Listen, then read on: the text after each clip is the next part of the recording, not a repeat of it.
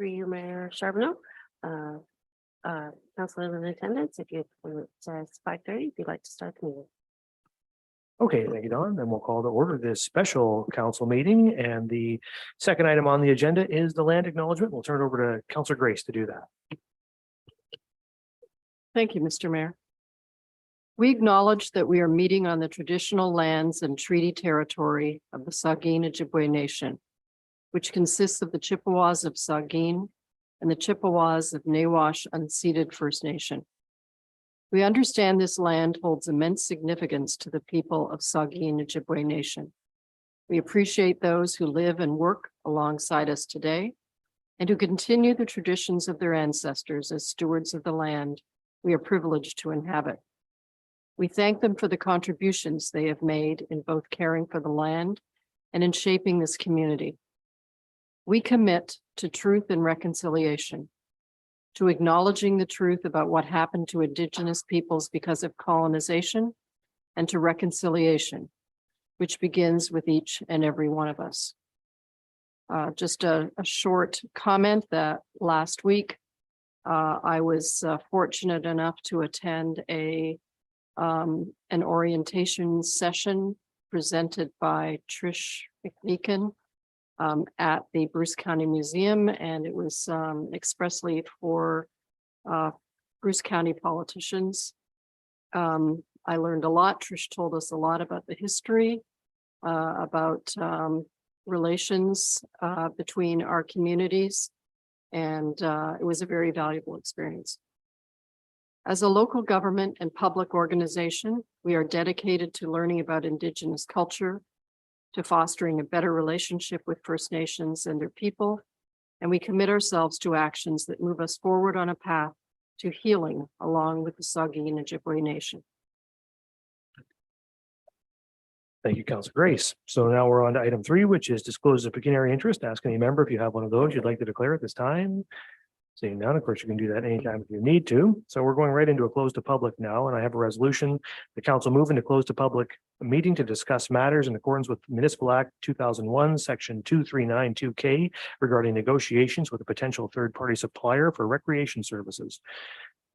And 2392K is a position, plan, procedure, criteria, or instruction to be applied to any negotiations carried on or to be carried on by or on behalf of the municipality or local board. So I have that resolution. I just got to turn to it here.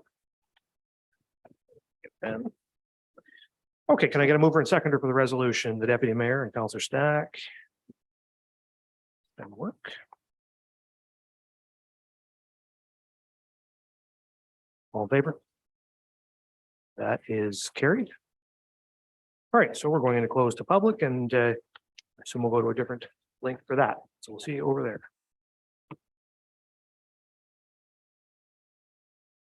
Get started here.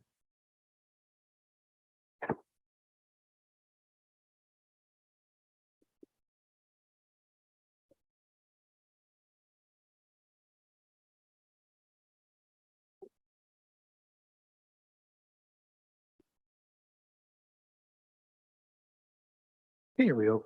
Good to go then, Don? Through you, Mayor Charbonneau. Yes, everyone is in attendance. We're good to go. All right, thank you. So we're going to resume the special council meeting now with item 5, report of municipal officers and committees, and we have a staff report on the Aquatic and Wellness Center, detailed design and budget approval, the Director of Community Services Operations.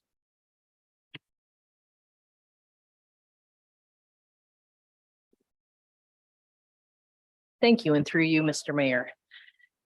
The town of Saugeen Shores has been working well over 15 years to plan an indoor recreation facility. The first report, launching several to follow, was complete in January 2008 by Bill Walker, The Next Wave. Following reports over the course of several years included phase 2 and phase 3 of The Next Wave, with the third phase being issued in January 2010. The Walter Feddy swimming pool condition report was issued in November 2011, and in 2016, Monteith Brown completed the town of Saugeen Shores Recreation Master Plan. It's impossible to count the numerous public information sessions, community engagement sessions, surveys, and staff reports presented to council on the future of aquatics in Saugeen Shores.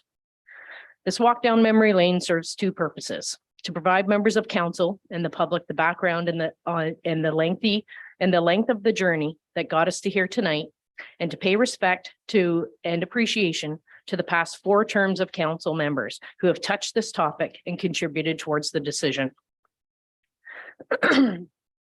During the 2007-2010 council term, the first Next Wave report was presented, which was 4 terms ago. Council members included the Mayor, Mike Smith, Deputy Mayor Doug Freiberger, Vice Deputy Mayor Doug Gallenlock, Port Elgin Ward Councillor Fred Shildroth and Victoria Serda, Southampton Ward Councillor Theed Seaman and Diane Huber, and Saugeen Ward Councillors Ton Frost and Luke Charbonneau. It's been a long journey, and it's fair to say that the vision and the scope of this project has evolved over the last 15 years. What has remained constant over those 15 years is the desire and the support to build a facility, to build a hub of activity that provides our community with a vast array of health benefits through sport, recreation, and fitness opportunity for all ages and all abilities. Fast forward to 2022. In the past 7 months, the following critical steps have been complete in order to advance this project. We retained a prime consultant, which you'll hear a presentation from our friends at Salter Pilon and Let shortly. Hosted an in-person public engagement session with an online feedback option. Visioning sessions with staff and key stakeholder groups. Workplace 2.0 consultant hired and study complete. Established and completed project design team meetings. The selection for the building location on the Plex property. Test boreholes complete along with the site survey. Conceptual design was complete and presented to council in October. The construction manager RFP has been issued and interviews occur next week. And finally, the purpose for tonight's meeting is to present the detailed design with construction cost estimates. On October 11th, council approved the location of the new Aquatic and Wellness Center on the Plex site, provided direction on the main elements affecting square footage of the building, and directed staff to return on December 12th with the detailed design and budget estimate for construction. Due to the nature of the topic and the time and process required to discuss in consultation with the mayor, CAO, and clerk's department, a special meeting of council was scheduled for tonight for the presentation of this report instead of returning to council on December 12th, as noted in the meeting minutes. The town of Saugeen Shores was successful in obtaining a grant through the 2021 Modernization Funding Program Intake 3 to retain a consultant who specializes in interior design, facility management, and Workplace 2.0 specifications. The funding amount received was $100,000. The Government of Canada developed Workplace 2.0 fit-up standards several years ago and have now become common practice in both the public and private sector in developing modern workplaces. The goal is to create a modern workplace that puts employee experience and the quality of service at its core, and it retools the work environment to encourage collaboration using technology in smarter ways to foster a culture of health and well-being while increasing personal productivity. When reviewing the opportunity to modernize the administration offices, it was recommended that considering these needed improvements at the same time as contemplating the Aquatic and Wellness Center build will address economies of scale, appropriate use of the site, and integration of the existing building into the new project. The design of the Aquatic and Wellness Center is a result of consultation with public, key stakeholders, existing users, professional consultants and trades, staff, and members of council. This engagement contributed for the creation of a multi-space for a broad range of users with a goal to improve the quality of the venue and the experience that is offered to all users. I'll introduce our team from Salter Pilon and Let to deliver the presentation to council on the Saugeen Shores Aquatic and Wellness Center. From Let is Michael and Divya, and Ryan and Kirsten from Salter Pilon. After the presentation, I will discuss the finance plan and close out the report, and we will be happy to take any questions and comments from council. So I'll turn it over to Michael and Ryan. Thank you. Great. Thank you, Director Schreider. And I will just share my screen. Looking for a thumbs up that this is the right one. Looking good. All right. Well, thank you very much for the opportunity to present this to you. And we've been busy, as Director Schreider had said, and we're really excited to be able to show you what we've been up to over the last several months. So just a quick agenda of our presentation. We'll talk a bit about project history and overview. I think Director Schreider did much better job than I'll do, but I'll do my best on that. And then we're going to talk about the design update. So it's been since October since we presented to council on the update. So there are some things that have evolved since then. So we'll show you the design considerations. We'll walk you through the design of the Aquatics and Wellness Center. We'll do the town hall review. We'll present some sustainable solutions and then look at the construction cost summary and considerations and next steps. So this is my attempt to run on Director Schreider's coattails on project overview, and I don't think I will do this well. But as she had mentioned, you know, this project has been envisioned for some time, and it dates back even before the recreational master plan, which was completed back in 2016. And since then, the pool location report was completed in 2017. And the request for proposals for prime consulting services was issued back in March of this year when we were able to join your team on this exciting project. And as Director Schreider had mentioned, we have gone through an extensive stakeholder and public engagement process, the results of which were presented to council back in October. And the engagement process generated key values, which were established to kind of direct the project and to give us kind of a lens through which to view the project based on the public engagement that was had. And those key values for this project were community focused, that we needed to keep a lens on its benefit to the community when we were working through the design.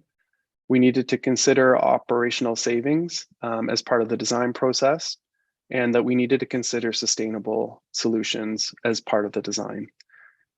And through the engagement process, we were also heard loud and clear that the community was strong in their desire for an 8-lane pool as opposed to the 6-lane pool that was originally noted in the request for proposals. And so, as some of you may recall, when we came to council back in October with the update, we presented all of this information, and council at that time directed our team to increase the pool to the 8 lanes based on the public feedback. We were also directed to increase the number of lanes on the running track to 4. And we were directed to move forward with the site location of the new Aquatics and Wellness Center. Moving forward, we also had some design considerations. So I'll hand it over here to Ryan to walk us through some of those. Thanks, Michael. Good evening, everybody. So as we worked through the project, there were some design considerations that were made. And to note a few of the more important topics that were part of these design considerations, one was to explore and consider opportunities to reduce operating costs and promote sustainability as key values for the Aquatic and Wellness Center project.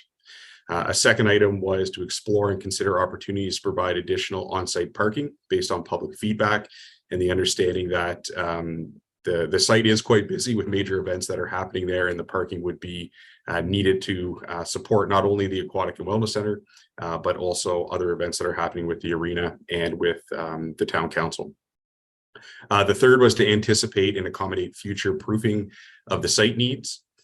So major consideration for a future addition of a second ice pad was considered. Future site amenities was one of the items to be considered. We explored and identified opportunities to address current town hall constraints. That factored into the municipal office space that is currently insufficient for staff and council, and how town hall staff might be integrated or phased into the expanded facility as a combined project. Council chambers was another item as well, noting that it was currently insufficient and can't accommodate staff, let alone any general public that wants to attend these type of meetings like we're in today, and how we might look at a new council chambers and how it is integrated or phased into the expanded facility. So just a quick understanding and reflection on our site location. As Michael mentioned, this was the site location that was decided upon in our October council presentation.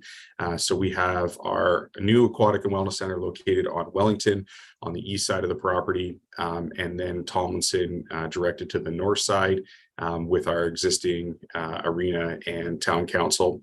To kind of cite everybody as well, the dark gray shape, that is the NII building that exists on the property as well. And you can see from this image, there is an extensive site works design that is happening throughout the facility that wraps both the existing portions of the building and the new portion for the aquatic and wellness center. And we'll get into some more of the details as we go along here. So the site for the approach, it was recommended through public consultation and through our process that the Tomlinson Drive side access remain the same or very close to what is currently being there for familiarity with the public. And to add a secondary access off of Wellington Drive that kind of supports more of a front door location for the aquatic and wellness center as well.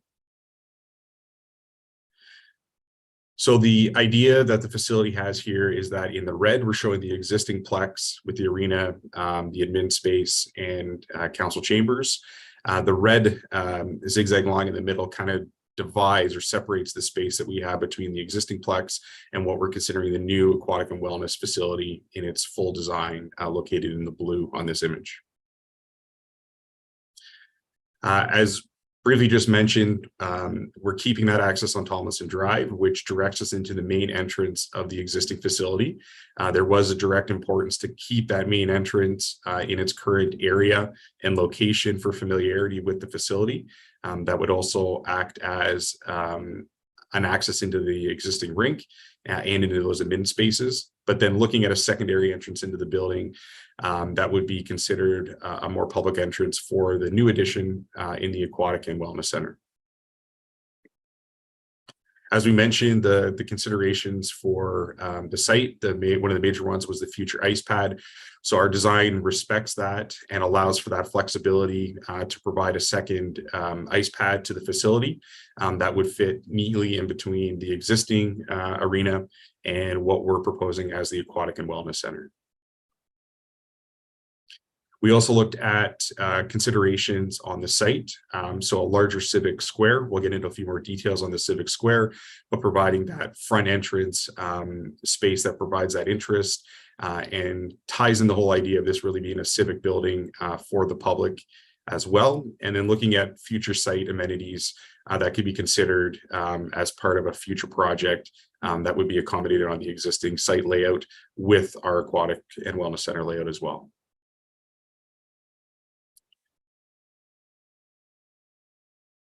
So onto the civic square. So the civic square was very important in the design. It really is the thought of the heart of the community. It provides this opportunity for engagement of the public and interaction with the building. You can notice in this image, we have a large mirrored sphere, and that's merely just a placeholder to have an understanding that we can look at things like public art that become interactive with this front entrance in civic square for the community that provides more than just a front entrance to the building, but it does provide that gathering place to the facility. Some items that we wanted to look at that could be key features within this public square based on precedents that we have from other municipalities similar to yours is looking at features that add that layer of engagement in the civic square. So looking at water features, playful aspects, inviting different age groups to be involved in that space, having integration of seating and areas of gathering that become fluid with the landscape and fluid with the building, and allow for that expansion of not only considering this as an indoor facility, but also an outdoor facility at the same time. So as we looked at the site plan, we did look at some cost savings as possibilities here as well. One item that we can look at is keeping the existing asphalt in its remaining condition that's highlighted in the red L shape on this image.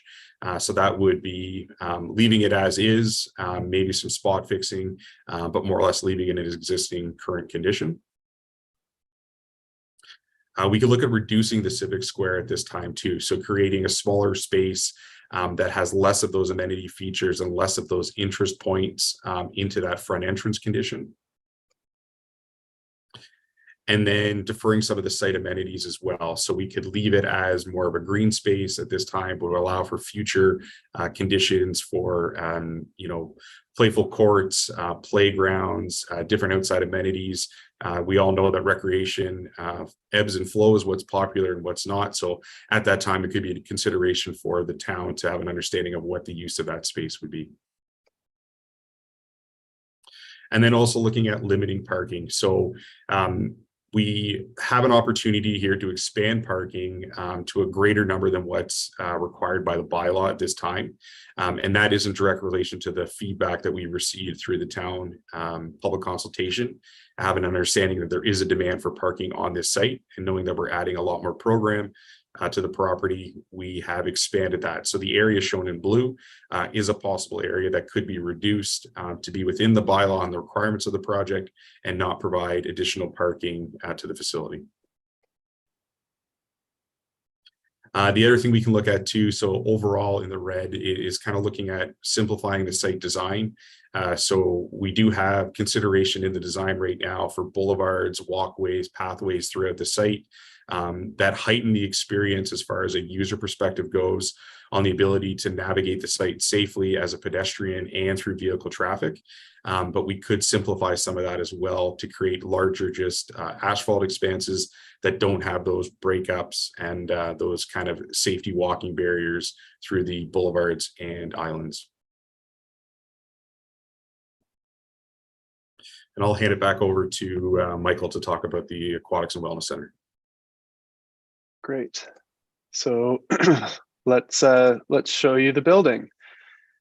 So this is an aerial image. We had it on a few of the slides already that shows the new project in relation to the existing Plex. The design is intended to integrate the existing or the new building with the existing fabric of the Plex facility. So when you look at your current town hall or you look at the NII, there is kind of a vernacular of large mono pitch roofs. And so the new design is intended to kind of stitch itself into that existing kind of campus fabric on the site. The project is envisioned as part of a town hall and recreational campus that's integrating civic functions of the town hall with the leisure amenities of the rec facility. And so in that sense, this is kind of unique.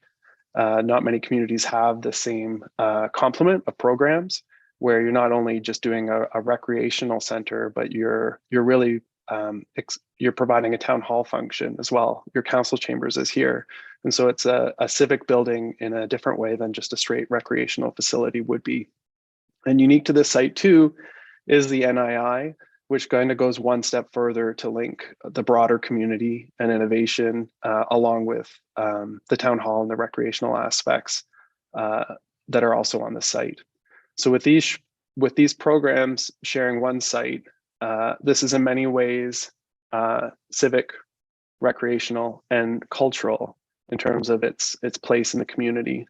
And those considerations were part of this presentation to seize the opportunity for the town of Saugeen Shores.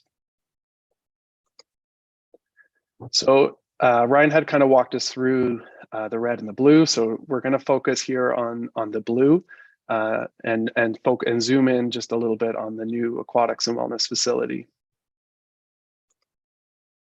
So you can see the plan on the left-hand side is cropped now just to look at the new addition. And we're going to walk you through the program elements that will be included in the new facility. So highlighted here in red is the new natatorium space.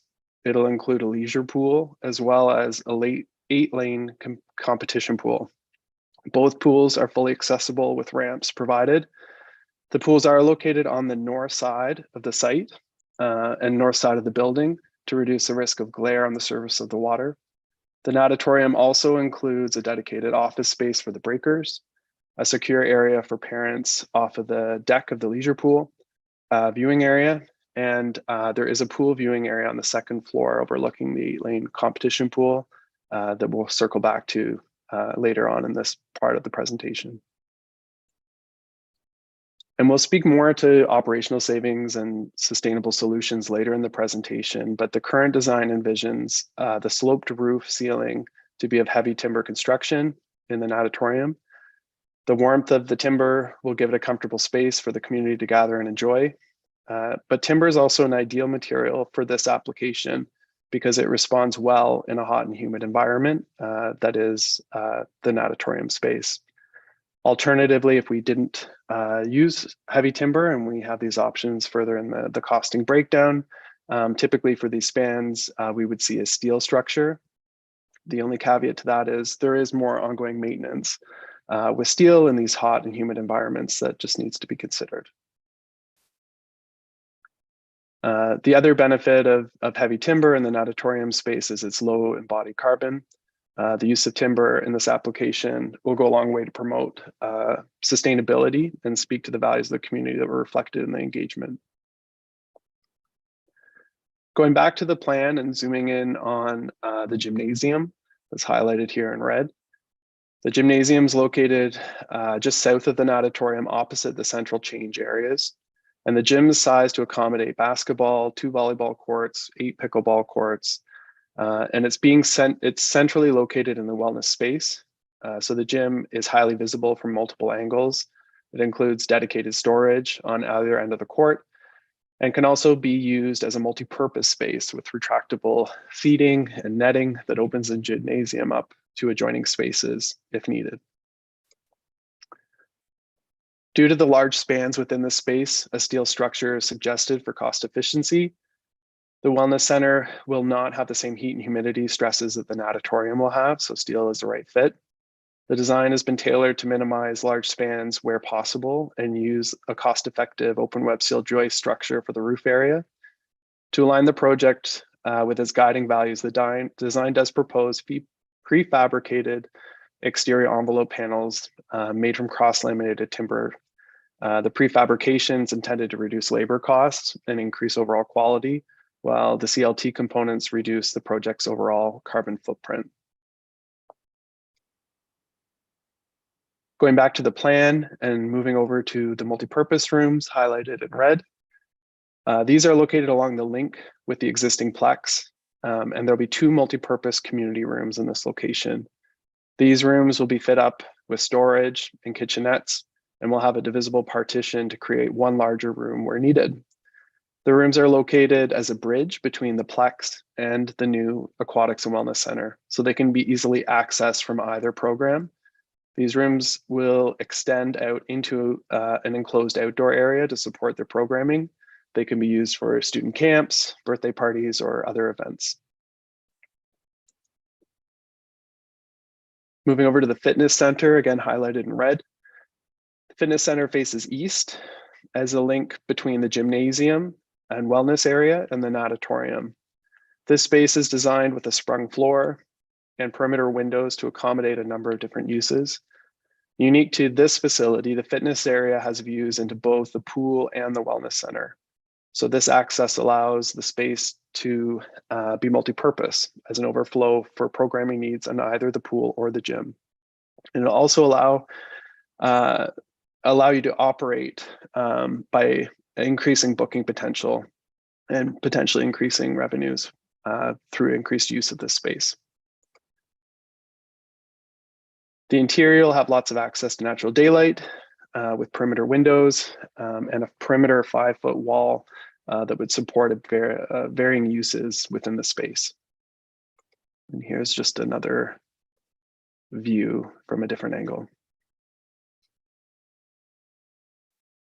Going back to the plan, the highlighted area in red is the conditioning center.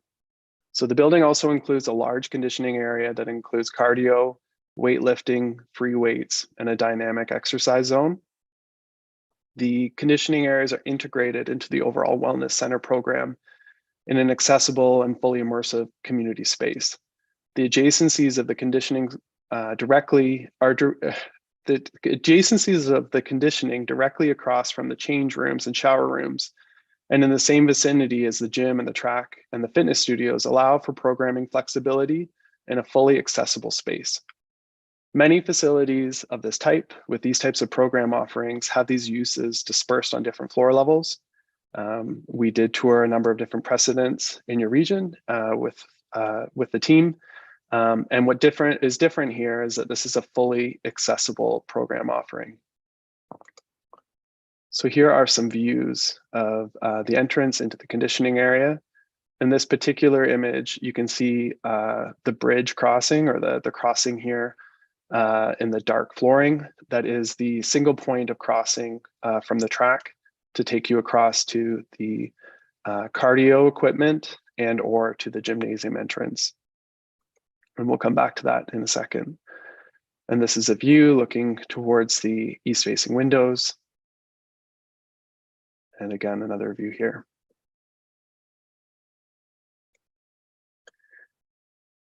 There's also a walking track that's been expanded to 4 full lanes. The track can also be used for running, obviously.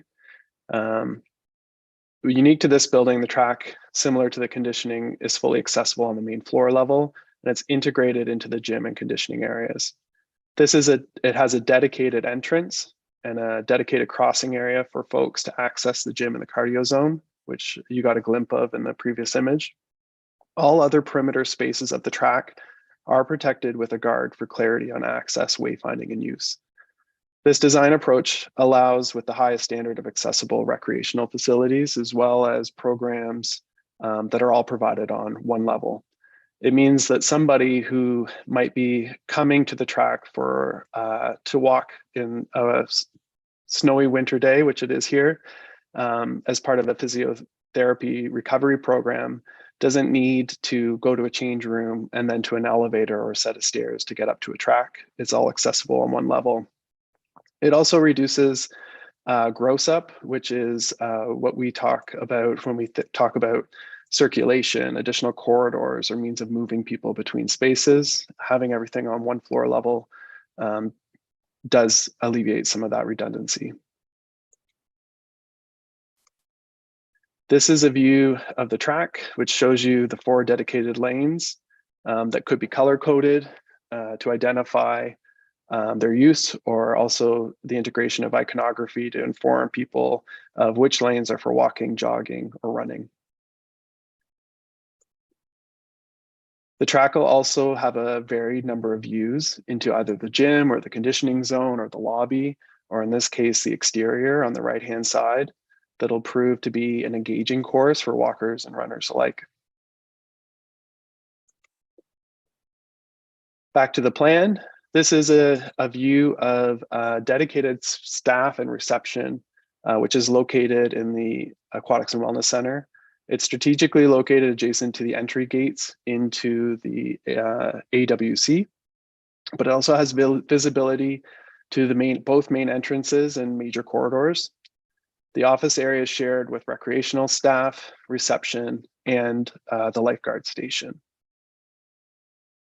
Behind that are the change rooms and washrooms, which are provided in the central core of the layout, which allows people to move from change area directly into the pool or to the wellness areas. The design includes dedicated men's, women's, and inclusive change rooms. In all instances, there are private change rooms, lockers, washrooms, and shower rooms.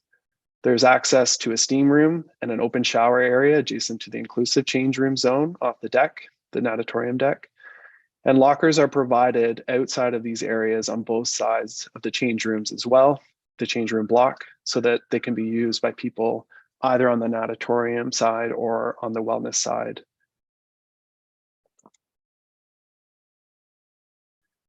There is accommodation for building services on the main level, but the majority of those services are located in the basement.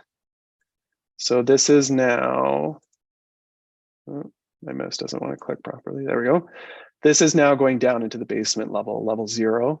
And this is a view of that space. What's provided here are all the major natatorium equipment, as well as laundry facilities are located down here, and dedicated shaft and storage space for the lane dividers to free up real estate on the pool deck. And then we're going to fly up 2 floors. So that was level 0, the basement. We've already talked about the ground floor. So now this takes us up to the 2nd floor level. This is the highlight of this is the natatorium viewing area that's highlighted here in the red. It includes seating for 175 spectators. And this also includes a viewing lounge space that overlooks onto the leisure pool. And as Ryan had noted in our considerations section at the beginning of the presentation, we were asked to consider how best we might improve the existing constraints for Town Hall into this project. This design presents this opportunity for additional area on the 2nd floor for an expanded workplace 2.0, the area highlighted here in red. The area is ideal for town staff as it doesn't occupy the prime public real estate on the main level, which is better allocated for public programming spaces. This area would not be the public facing program of Town Hall, but would be more dedicated to internal offices and meeting spaces. Spaces have been allocated on the main floor for public facing receptions and meeting rooms to support those functions. And Ryan's going to talk to you about that here shortly. The added cost to this new construction for this town hall space in this location is less because the construction will have already been taken place for the Aquatics and Wellness Center. The foundations will have already been laid and the roof will already be here. So we're just sandwiching additional program between those infrastructure elements that will have already been built. The opportunity here is that the size of the town hall workspace area is comparatively lower in cost than providing similar square footage as an addition to your existing space. So with that, we have a fly-through video we'd like to show you of the facility, and then we'll move into the town hall discussion. So I'm hoping that this will work for us. Everybody cross your fingers and toes and we'll push play. All right, so it should be working. This is flying up into air and flying through your new civic square as you approach the building, your public art, public gathering, your main civic function of the building. Coming through the front entry doors, a new council chambers will be directly on your left. And Ryan will be speaking to this shortly. And then as you turn to your right, a reception is right there. And you enter the main spine that takes you either left towards the Aquatics and Wellness Center or right into the existing rink. Upon approaching the building from the south, this is the secondary entrance. And above that is a roof that is mainly dedicated to the opportunity for solar. Coming in the south entrance and directly to your right, you'll be able to look through directly onto the track space and through there directly into the open gymnasium. You can see those movable screens that could open the programming space up. On the opposite end is the conditioning center with views out to the east towards Wellington and the green space between the two. And from that conditioning space, you go through the corridor and look into the fitness studio. That is the bridge between the wellness center and the new natatorium. Diffused light with the northern exposure and the beauty of the heavy timber design. Visibility from the public lobby. And this is coming back out on the north side. And here you can see those multi-purpose rooms and the public space in front. And we'll speak to some of these sustainable solutions, but the opportunity along that link for a green roof. And this is the main street. This is the link between your existing rink and through to the new Aquatics and Wellness Center. And just to close out the video, and I hope this stream is working well for everybody, a quick pan back out. You can see the old and the new. So with that, I hope that worked okay. All right. So I'll move on to the next piece of the presentation, which Ryan will walk us through, that is the town hall. Thanks, Michael. Yeah, so we'll talk about the town hall a little bit here and go through some of the design objectives that we've looked at in consideration. So back to the site plan, just for reference, again, your existing plex and the new aquatic and wellness facility shown in the two different colors. As Michael mentioned, we really are thinking about this building as a civic building. We are thinking about it as an aquatic and wellness center and on that recreation side, but we're really thinking about it overall in this civic campus and this civic building that we're trying to give back to the town. So one thing to get that sorted out that we've taken some time on is really understanding how the movement of people works and the circulation and the connection of the new and the old and how that operates. The big piece of this design is really considering that the area that is currently used for the admin and council chambers is insufficient for the needs right now. So as Michael mentioned, we have that area on level 2 of the aquatic and wellness facility to have that component for the admin spaces to be moved to there. We start to get into this conversation about circulation. And as Michael mentioned, we have that main street connection. So the heavy dark east-west arrow is our main public street of the building and provides that connection from the new facility to the existing facility and through what we're going to consider as the town hall that becomes that kind of center hub in the middle of the link. We have 2 dedicated receptions. So we'll talk a little bit about how these operate and how the building can operate actually in 3 kind of zones on its own in an independent kind of aspect. But a reception in the town hall scenario in the upper portion in the red, and then a dedicated reception again for the aquatic and wellness facility at the same time. So having those 2 experiences for the 2 sides of the building. Again, showing the second floor staff area, that would be those municipal offices located within the new build of the aquatic and wellness center, which frees up space for us to get into the idea of an updated and renovated space for the council chambers that would be sufficient for events like we're having tonight, as well for staff and for public, and some support spaces that come around that council chambers at the same time.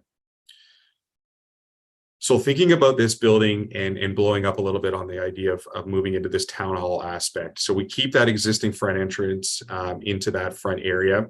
And I mentioned we talking about this building as working in 3 independent zones. So it is one overall building, but there's 3 distinct aspects to this building. There is the existing arena and the arena function. There is the aquatic and wellness center function, and then there's the town hall function as well.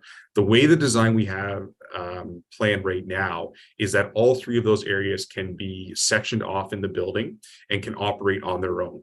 So town hall in an event like tonight could be sectioned off and controlled with control points through doors in the main corridors to allow the town hall to function on its own. So it has that support space for town hall. It has access to washrooms and public areas that are required of that. In addition to that, the existing ice pad can operate in its own as well. So we can shut the building down or break it off so that the town hall and the aquatic and wellness center are able to function on their own functioning platform, and then the programs in the existing ice pad and the existing arena can function as well. And then similarly, in the kind of the third state is the aquatic and wellness center can also be sectioned off from the overall building to allow for those areas to function there at the same time. So the town hall becomes a life of its own. It has that new council chambers, but then it has all the support spaces and close to a main reception area as well that create that public face to council chambers and allow it to integrate itself into the overall design. So, you know, a big challenge for us whenever we're into a project where we're looking at an existing building and integrating it into a new is allowing it to develop itself so that it feels like a whole building when it's completed, and that we have this one state in the overall design that we look at to kind of create for that community building and not just a dedicated wellness and aquatic center. Great. I'll just speak quickly here to operational costs and sustainability, noting that those were 2 of the main guiding values coming out of the public engagement session and the stakeholder engagement. So when we approach this, we start to think of frameworks on how we could structure proposals or options that are appropriate for a facility like this. Sometimes there are certifications that we can kind of work towards, whether it's LEED or other. And sometimes it's kind of looking at, funding options that are out there and trying to tailor a building to those specific funding options. At this point, we haven't tailored a specific design to a specific grant, but we have applied for all of these funds on other projects, and so are aware of some of the general parameters that they're looking for as part of that funding. So we have an FCM fire hall that we're starting construction on. That's through the Federation of Canadian Municipalities. There are funds available through Canadian Community Building Fund, through AMO, and there are capital grant programs that we know are available. Similarly, there is the Green and Inclusive Community Building Fund and Investing in Canada Infrastructure Program. So these pieces are considerations at this point to inform kind of a budget allocation. But if it was of interest to council to continue to pursue any of these items, they could be designed in such a way as to work towards a specific grant if that was of interest. So some of these items include, I had mentioned in that fly through the green roof, which is on the roof of the link between the two buildings. And noting that this is a value that came out of the engagement, the green roof would provide us with a visual identity for the project in this link. It would give us a more robust roof assembly and a higher thermal performance. It wouldn't be anything that would significantly offset any operating costs for the building. It's a beautiful design element, but it wouldn't have an impact on operating costs necessarily. Another option that we were looking at incorporating into your design would be the integration of renewables. Oftentimes, communities are looking for net zero or net zero ready type projects, noting that that isn't a requirement at this point in this project. If we were to start to work towards that objective, we would be looking at the need to integrate renewables into the project in some way. So the benefit of this particular project is your roof area, because you've got a lot of it. And in this instance, we have been strategic in distribution and locations of mechanical equipment with the intention to kind of free up as much roof area as possible on this roof, in particular because it's south facing. And so the opportunity here is to use most of this roof area for a solar array.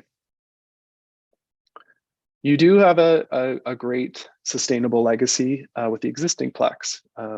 It has geothermal, and so we are able to use some of the waste heat from that system and the rink into our building, and that's infrastructure that is already in place and is the most economic and common sense to use for this project. The other consideration, and we mentioned it, is just mindful materials, thinking about getting us close to carbon neutrality and low embodied carbon, the use of heavy timber in the structure, in particular for the natatorium, does give you both sustainable solutions and long-term lower operating costs, just in terms of putting the material that reacts the best in that kind of environment, So that's a suite of options that we put forward in terms of considerations for sustainability and operating costs. What we haven't put into detail at this point yet are things like flooring finishes and all of that, which will have also impacts on operating costs that will be in the later phases of design. All right, With so that, Ryan will walk us through construction costs. we'll talk about the construction costs here. So we've gone through the whole building, and now, we get to the point where we get to tell you kind of what we are seeing or what we're understanding based on lots of considerations and, questions back and forth with our cost consultant that's working on the project with us about what the budget considerations are for this project. So very simply kind of broken down on this slide, what we're noting here is that the first line there for the Aquatic and Wellness Center, what was identified in the RFP scope of work puts us at a number of $32,600,000. We are taking in the second line there the added scope, so the pool lanes and track. That piece there is what was requested at the October council meeting for us to include within the design.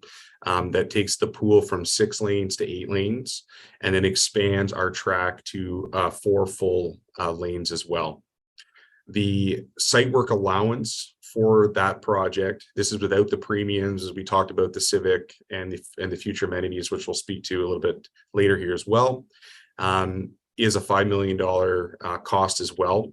So everything for what we would consider kind of the base understanding of the building comes in at that $41,500,000 figure. Now, as we talked about the town hall being an added piece to the overall project here, we've broken that out to give an understanding of what that looks like. And so this would be the consideration for the municipal offices as well as the council chambers. If we were just to add the area in required for the admin spaces, so that's the renovation of the existing and added, we would be roughly in that number there of $4,335,000.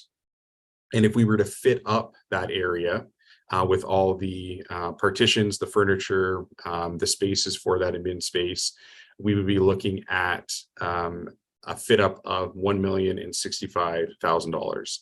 So the town hall considerations brings the municipal offices and the council chambers into that $5.4 million cost.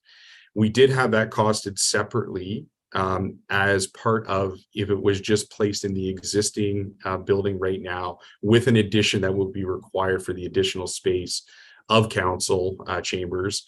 And it's roughly $1.1 million higher than what that is. So the $5.4 million is a more economical way to have it included in the design at this point, and we can speak to that in further detail a little bit later on. We also have 2 numbers here to hold for escalation. So escalation, a good note that we're seeing across the industry right now is escalation has changed a bit than what we were recently seeing in the last 2 to 3 years through COVID. It's coming back closer to a 6 to 8% per annum, which is a little bit more regular in what we would kind of understand pre-COVID terms. Based on when we're going to go to construction in the year, we're looking at a 3.5% escalation factor on the project. And then the contingency noted at 3%, that's a construction contingency that's based upon the construction value. We do believe that that number is able to be as low as we're showing it right now as we're going through a construction management process, which allows us to have better control of costs through the project. Also on the experience of the design team being all consultants and have an understanding of what is required of your facility to move it forward. But we do have to keep something on the books as far as a contingency for unknown things that may come up on site features, things that we're not able to predict that may be in the ground, or things that are existing in the existing facility that we need to consider at the same time. So all of that considering for the Aquatic and Wellness Center, the town hall, and those contingencies that we're factoring into this, the total construction cost in that scenario is just shy of the $50 million mark. So $49,948,000 is the number that we're looking for that total construction cost. On the next slide here, so we have a few things that we would like to kind of note as those premium items that we're talking about into the design that we've kind of spoke to as we've gone through the presentation here. So again, at the top line there, that $49.9 million number. Looking at the premium items, one was mentioned as the heavy timber. So that heavy timber, again, brings that beautiful context to the natural elements into the inside of the building. It helps with some of those operating costs as far as the materiality and gives us that really great quality. It's a $2.8 million premium for that structural system. The green roof that Michael spoke about as well, it's a relatively low premium at the $79,000. There's a premium for the supply and install of the solar array at $470,000, again, being a bonus add to the facility and the operational costs. And then looking, we talked about those additional parking areas, outdoor amenity spaces, sidewalks, boulevards, and all those features to the property. Those come at a premium of $1.75 million. And then the additional area to the Civic Square that would add those features in with additional public art, the water features, the expanded space that would be considered for that Civic Square has that $750,000 price tag to it as well. So the total number for the premiums that we've listed as part of this project for consideration is $5,849,000. Again, we apply that escalation, we apply the contingency for construction cost to those numbers as well.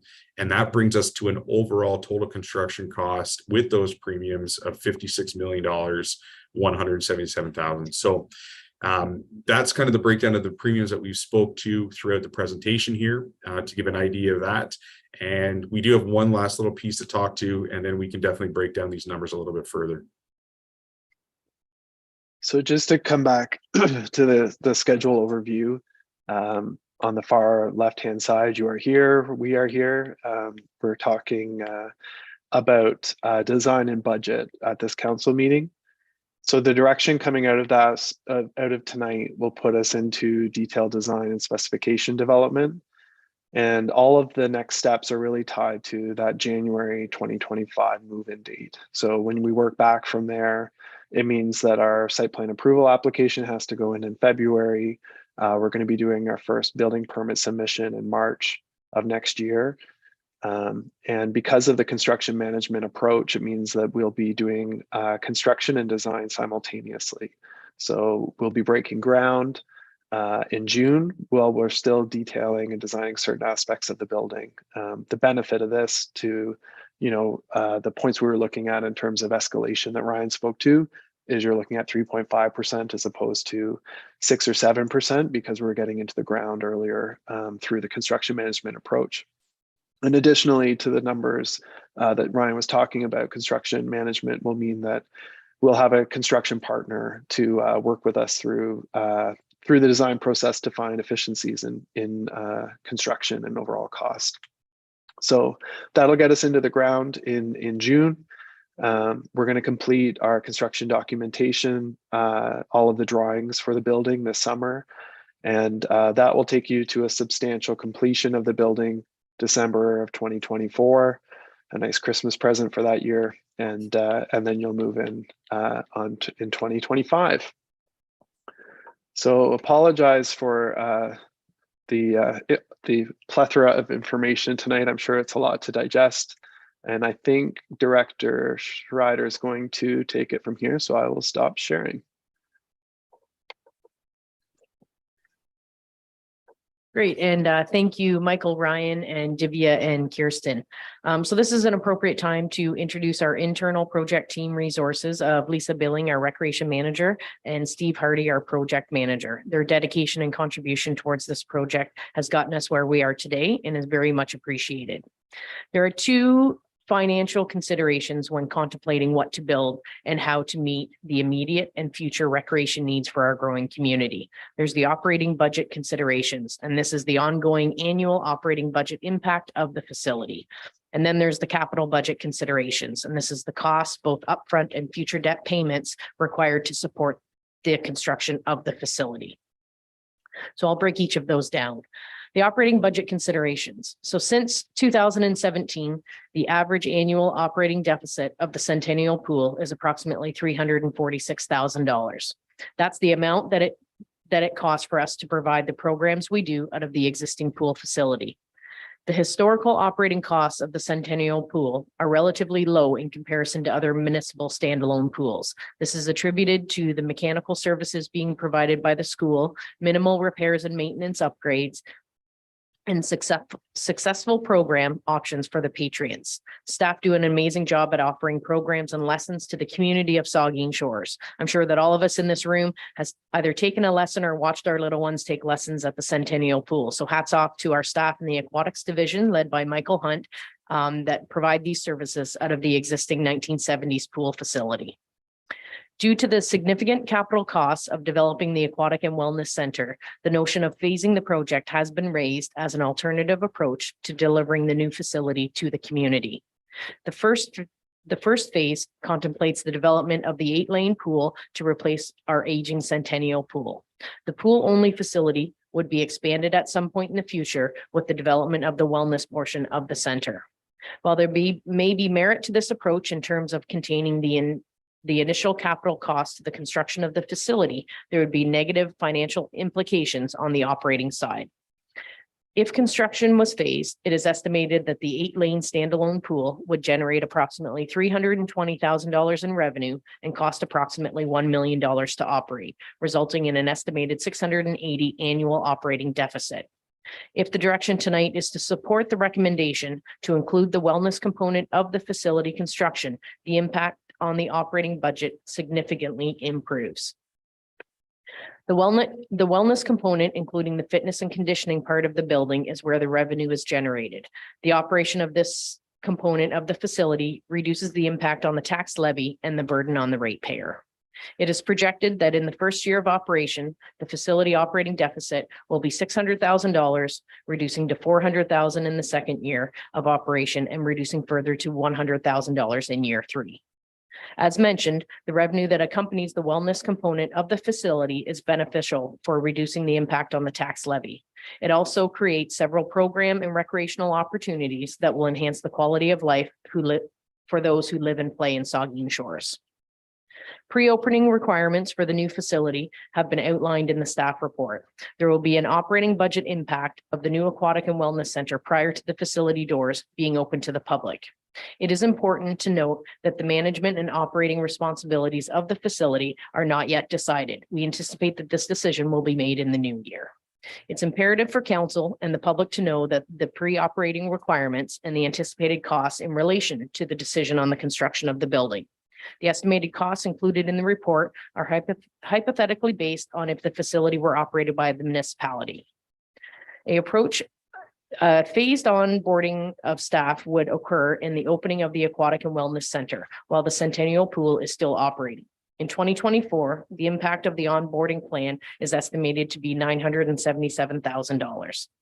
This is the cost to keep the doors open at the Centennial Pool and prepare to open the doors at the new facility. This plan is essential to ensure the aquatic services and patron experience is continuous and uninterrupted. Including the wellness component in the build, it is estimated that by 2030, the incremental startup costs incurred from 2024 to 2026 will be fully recovered through the net operating cost improvements of $246,000 per year that are projected for 2027 and beyond. Beginning in 2031, the $246,000 year improvement will result in a 1.29% positive impact on the tax levy. The capital budget considerations. The construction cost estimate to build the aquatic center, including Workplace 2.0, escalation and contingency, is just over $49,000. This is an extraordinary amount of money for an extraordinary facility. I want to recognize the support from our financial team, Jim, our Director of Corporate Services, and Dan, our Chief Financial Officer. These two are integral when developing a financial plan of this magnitude, and appreciate their help with preparing the report and to stick handle any financial questions you may have tonight. I will note that the finance plan outlined in the report does not include any funds that are generated by grants, sponsorship, or fundraising. The recommended source of funding for the Aquatic and Wellness Center construction includes two methods: the Legacy Fund, the Legacy Reserve Fund, and development charges. The Legacy Reserve Fund was created in 2019 to support the funding of large, significant projects, which could include recreational sport and cultural centers, or any other project as determined by council. The fund was established in order to prepare the municipality financially for this in the future. The Legacy Reserve Fund in 2023 will have over $6 million available for immediate contribution to the Aquatic and Wellness Center. It is recommended that the amount to be funded by the Legacy Reserve Fund transfers is $29,448,500. The municipality currently contributes $2.4 million annually towards this fund. The annual payment is sufficient to fund the ongoing debt payments for Lamont Sports Park Phase 1, the lump sum payment of Lamont Sports Park Phase 2 that was approved on Monday night, and the Aquatic and Wellness Center debt payments, including Workplace 2.0. The chart included in the staff report outlines the impact of the 25-year debt option and the 30-year debt option on the legacy reserve fund. The development charges background study and DC bylaw approved in 2021 include a new pool project estimated at that time at $29 million of internal costs with a benefit to existing of 50%.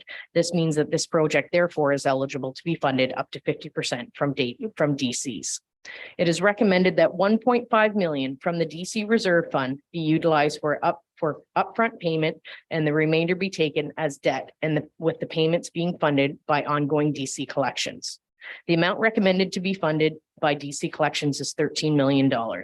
So to clarify and summarize all of that is 7.5 million would be paid as a lump sum towards the project, 6 million from the Legacy Reserve Fund and 1.5 million from the Development Charges Reserve. The remaining amount of 42 million would be funded through a loan. Based on a 30-year scenario outlined in the staff report, the 42 million in debt for this project will approximately be 80% of the estimated debt capacity in the tax funded classification. This debt capacity will regenerate over time as existing debt matures and as revenues increase with growth and inflation. The debt payments on the loan would be paid from the Legacy Reserve contribution and the collection of development charges. The recommended finance plan for the construction of the Aquatic and Wellness Center will not have an additional impact on the tax levy. Furthermore, the operational considerations outlined in this report indicate that the most attractive option for council consideration is to build the complete Aquatic and Wellness Center. So we want to thank members of council and staff and the residents of Saugeen Shores that have been on this 15-year journey with us. This decision shapes the future of indoor recreation in Saugeen Shores. The recommendation before you this evening is that council approve the construction of the Aquatic and Wellness Center and the Workplace 2.0 as presented, and that council approve the financing plan in the amount of $49,948,500. Our project team is happy to take any questions or comments that you may have. Thank you. Okay, thank you. And thanks also to Ryan and Michael and your teams as well for all the work that you've done to bring us this report. And with that, I'll ask if there's questions or comments from members. We'll start with Councillor Mayette and then Councillor Grace. Thank you, Mr. Mayor, and through you. That was a great deal of information to try and digest. And a great big number at the end too. When you talk about the funding sources, you talk about taxation, you talk about legacy fund, you talk about DC charges, you talk about future inflationary impacts on taxation. I remember when we purchased the Lamont Sports Park property, part of the future offsetting costs would have been that the existing baseball diamonds that we have in our town would become surplus and redundant, and that those would be either converted into something else or even sold off. And same goes for the industrial park next to Lamont Sports Park. But when those lots are eventually sold, those are assets that are being turned into tangible funds that could be applied to that. Would that be, I could see that as being as significant, like we talk about Beaners, for instance, that's prime development property over there, zoning change, and you could put you might retain some of it for, a park, but there's a couple big ballparks over there that aren't necessarily going to be needed after next year. Same goes for the ones behind the high school, and then maybe more campground space at Lakeview Park. So all those things create either one-time or ongoing revenue. And how much have you factored those in? Thank you for the question, and through you, Mr. Mayor. Council will see as part of the 2023 business plan is for us to work with staff in the infrastructure and development department with asset management and look at that surplus parkland, bring report back to council and looking at starting to identify them as surplus and potential to sell the parkland. to be clear, none of that is factored into the numbers you've seen tonight. So there's no contingency for that at all as part of this. So that if that came to fruition, that would come right off the top of the numbers that you've seen here tonight. There's also an old pool too that would be surplus as well. Councilor Grace. Thank you, Mr. Mayor, and thank you to staff, to the director, to our team of architects for your work on this. It was a really thorough report. I have two questions. I do have some comments later, but I've got two questions right now. One is about I was really glad to see the eventual additions of the solar panels, the green roof, and more trees coming in 2027 and 2028. But I'm wondering, why not a bigger section of green roof?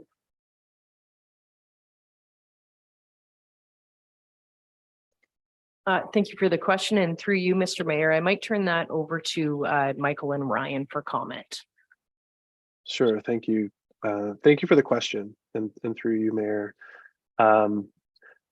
It's possible, totally possible to increase the green roof area. I guess to a certain extent, as architects, you kind of have to evaluate the design based on a number of different parameters. So from our view, when we approach the design thus far, and again, it's not to say that it couldn't evolve because we're looking for input from council tonight.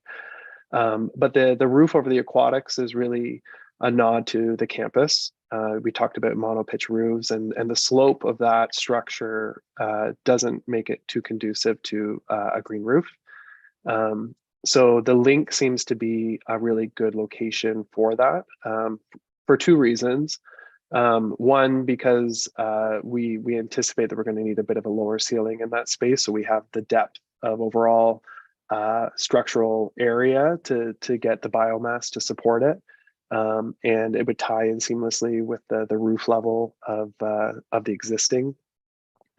Also, it would be more visible for people on site, that they'd be able to see it as opposed to perched up on a higher roof area. And we prioritize solar on the majority of the roof of wellness as opposed to the green roof area. There are installations where solar is mounted on top of a green roof, but in all honesty, we thought maybe we were pushing the sustainable solutions too much as it was. So, I think the solar would be, in terms of the operating costs, it would be a better installation for that large roof, and it's really a prime location on your site given that it has southern exposure and there's no shading effects anywhere else around the site, so it seemed like a good fit. Thanks. I appreciate the nod to the green roof, and I think in your presentation you said that it's probably not going to have a major impact in terms of sustainability, like operationally having an effect upon lowering operation costs, although it does have, I think, I'm just wondering, that small, is it significant enough to have any kind of significant contribution to lowering emissions or cooling, Yeah, I understand your question, and thank you again for that. It definitely has benefits, and I don't mean to diminish its benefits by saying that its impact on operating costs are minimal. It definitely would provide enhanced ecological benefits. Generally speaking, green roofs are better when we think about stormwater management, because we're retaining water on roof areas as opposed to shedding it. And so it has benefits from a stormwater quality and quantity control perspective. And it would increase the overall thermal performance of the roof. So it would provide benefits just proportionately to the other options on the table. And just through the lens of operational savings, it was less. that's what I meant by that comment. I hope that helps. Thank you. That's an excellent answer.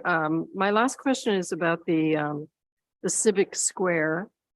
And you presented a couple of pictures of water features. And I remember touring the civic area down near the Newmarket town hall area. And they have a water feature in the summertime that turns into a skating rink in the wintertime. And I'm wondering, is that area big enough to do something like that? I could see we don't really have a civic outdoor skating rink, but I think that would be kind of cool, especially if we're trying to make it to promote that community hub feeling. Yeah, so through you, Mr. Mayor, on that item, absolutely, things like that could be a consideration. What we showed is the costing for that area probably doesn't take it to as grand of a scenario to have an outdoor skating rink. Our office is in Barrie. We have the exact same condition at our town hall, is that there is a water feature that turns into a skating rink that's actively used all year. There is more infrastructure that would need to be considered on that. It's something that we haven't taken a lot of understanding into, but we do have an understanding of the concept and the idea that's gone through some of the consultations that we've had with staff and with our landscape architect as well. So there is possibilities that we would have to take a further look into what that looks like. But considerations like that would start to talk about us expanding the footprint to the larger area that we showed for the Civic Square and not reducing it to the smaller area. So you would have that ability to make it a larger feature. So, it's not very conducive for kids to be skating 20 feet. So we would look at a proper area to have that larger Civic Square that could accommodate something like that. So it is something we could look at as a future bring back to council, and through our design team, we can consider that as one of the options for that space. Okay, the deputy mayor, and then Councillor Davinsky. Thank you, Mr. Mayor. 4 questions. To follow up on what Councillor Grace said about the green roof, the recommendation before us stopped short of including the premium items that are mentioned on the list. And I know that there's probably a lot of gasping over almost $3 million for large timbers, but some of the other items on that list really do add to our ability to represent ourselves as a leader in Bruce County and a leader in Ontario, and would, I think, be incredible elements in terms of placemaking. So, the extra site works to make the parking look pretty stunning. To put the solar panels up there, put the green roof on there. I guess I would be interested in consideration of adding some of those, if not all of those premium elements in there. That's not really a question as much as a comment. I did want to ask, though, 3 questions. One has to do with the municipal space for the town hall elements. When it's represented on the images that we saw, the office space does look small. So am I correct in assuming that at the entrance at ground level, the reception area would be some of the more accessed municipal services, and then there wouldn't be that many quote unquote offices there. The office space would be over in the other area, and it just doesn't look that big. So it is, I'm just not seeing it as big as it really is in terms of accommodating existing staff and potentially future staff.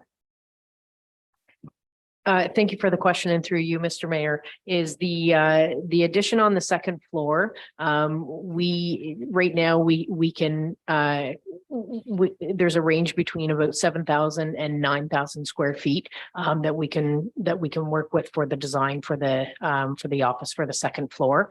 You are correct in saying that on the main floor, by the main entrances, is that there will be customer service representatives and a few other offices down there for circulation and support as well. Well, it looked like in the drawing that there were spaces that, you know, say, for example, if a developer came in, it looked like there were spaces where someone could come and there would be meeting space there. And Yeah. I'm viewing that properly, right? And that's correct. Yes, there are breakout or meeting rooms on that lower level so that staff from the second floor could come down and meet members of the public. And we do think that 7,000 to 9,000 square feet is going to see us through the next 10, 15, 20 years in terms of staff space.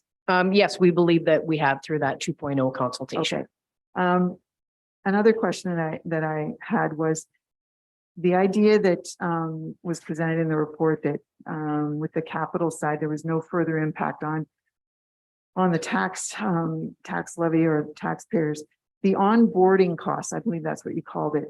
Those would actually, though, be a cost initially on the tax levy in 2 years, correct? So they're not included in the comment about no extra additional costs, correct? Director of Corporate Services. Trying to start my video there. It's freezing up on me, so may go videoless for it, sorry. The cost for that, what we've done is we've looked at it over the long term. And it will recover, that cost will be recovered by 2030. And in 2031, actually it would deliver then a future tax savings. In the interim, it would be through the use of reserves that we would ensure that it didn't hit current taxes as that increase in tax. Okay. I did want to ask a question about debt capacity. And I appreciate that the way it was explained was that with the proposal before us, that it would take up about 80% of the municipality's debt capacity in one way and leave us with 10 million, if you forget all of the potential for it to grow, I guess, or get the capacity to expand over time. It looks like it leaves about $10 million of debt capacity for up to the next 30 years. What is your sense of the expansion of the debt capacity? I'm assuming that relates to growth in the community and that sort of thing that would, and of course, some things being paid off. So that would end up, adding in there. Are we reasonably confident that over the 30 years, that $10 million is going to, along with the potential for it to expand over time, it's going to give us the capacity to deal with some other legacy builds or some other additional roadworks and that sort of thing that are very helpful in terms of advancing the community over time. Growth and inflation will add to our revenue over time. And so that will add some room in that annual repayment. The other area where there could be potential either room or it could also be a detriment is changes in interest rates. So as debt retires, as you're taking on new projects, hopefully if we return to lower interest rates again, that would then not only is it the debt retiring, but you would be able to take on new debt perhaps at a much higher base because you're paying lower interest rates. Although very difficult to say where interest rates will be by 2041. So there's a lot of factors in there at play. Oh, excuse me, a lot of factors at play. But there in the long run there will be room. Hard to say exactly how much. I guess I just want to get some clarity on that for the sake of council and the public. It's important to be clear that what we're talking about is using 80% of the tax funded portion of our borrowing capacity. So the municipality has self-imposed limitations on how it can use its borrowing capacity. 45% of our overall borrowing capacity is set aside for tax funded. So we're talking about using 80% of that 45%, 50%, 55% of our debt capacity would then be fully reserved or set aside apart from things we've already borrowed for rate funded services like water and service, sewer, 30%, and then another 25% held in contingency for emergency situations. So when we talk about using 80% of our borrowing, we're talking about using 80% of 45%, which we have allowed ourselves to use for purposes like a new recreation center. I just wanted to clarify that. And I wanted to ask too, just to follow up really on one of the deputy mayor's questions about the municipal office 2.0 and the new space that's proposed upstairs. So there's $5.4 million in here in the budget for workplace 2.0, sorry. Is that upstairs space part of the 5.4 million, or is it covered in the rest of the 49 million, which it's in the 5.4? So you need to spend part of that 5.4 to get that upstairs space. Sorry, and through you, Mr. Mayor, yes, that's correct. It's included in the overall cost in that 5.4 million. Councillor Dubinsky. Thank you, Mr. Mayor, and thank you to Lead Architects. A wonderful report. Well done, and it's exciting. I wanted to ask a question about the north roof. You said on the south roof you're going to have solar panels. The north roof is substantially larger. Is there any way that panels can be put on that as well in such a configuration that it would still take advantage of the solar power collected so that we'd even be further ahead? Or is that a pipe dream? Thank you for the question, Councillor. Through you, Mr. Mayor, I'll defer that to Ryan or Michael. I can jump in here, right? Thank you for the question, Councillor, and through you, Mayor. Absolutely, we could look at that. I think the question would be if council decided to go forward with a solar solution, there would be more detailed analysis that would be required really to see what the offset would be if you're going to be generating more energy than you need, or if you wanted to get to a point where you were generating enough energy to offset your usage. But that's totally possible. Okay, thank you. And one other question. Is June of 2023 a date that is in reality? That's only 6 months away to start the construction. Some people can't get a house built in over a year. So I'm just wondering, I guess, to Kristen or to Lead Architects, is this a realistic date? Thank you for the question, and through you, Mr. Mayor, as Ryan and Michael had indicated in their presentation, is what we did is we took the completion date, our target completion date, and worked backwards towards that, identifying the key elements that needed to occur through that time frame. So I'm not sure if Ryan or Michael have anything to add to that. Yeah, thank you, Director Schreider, and through you, Mr. Mayor, to add to that. So those key components that we know are necessary are bringing on a construction partner early into the project, working with the planning department to get through the site planning process, working with the building department to work through the building permit process as well. All three of those have been substantially engaged already. Very early on, we had those conversations with town staff to talk about the site plan process and the building permit process. We can attest that most projects we see along the way get held up in both of those processes as long for the timing of an overall project. But it was very well defined by town staff that we have the support to get through those processes as expediently as possible. But putting the onus on our team as well to make sure that we're providing all the right documentation at the right times and being fast-tracked on our side as well. So that's really, one of the key components to the project moving forward. And as we talk about construction starting in June, the idea of having the construction team on board, which as mentioned, we have interviews happening next week for that group, is that we're able to get into those early work packages or early stages of the construction project. And those would be site servicing, early site works, foundations. And we know based on our construction schedule and based on the weather implications that we see in Saugeen Shores, that we have to get into the ground with some of those major components for site servicing and foundations early on.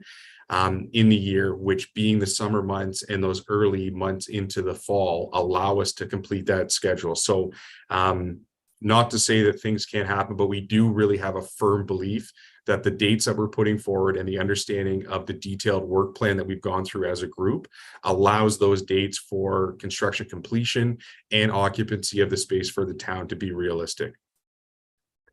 Thank you very much, and thank you, Mr. Mayor. Okay, so I have the Vice Deputy Mayor, then Halpin, then Staff. Yep. Thank you, Mr. Mayor, and mine really, I had about 7 or 8 questions. I'm not going to ask those. It's really, I think a lot of them have been answered, and but mine's going to just zero in on the financing part of it. And $50 million, big price tag, and I guess my where I sit, how do you get it below $30 million? And I'm not talking about construction costs, by the way. It's going to cost $50 million to build it, but how do you finance this thing by how do you get it down under 30 million? Is it possible? And I'm talking about $8, $10, $12 million in provincial federal grants. You can't bank on that.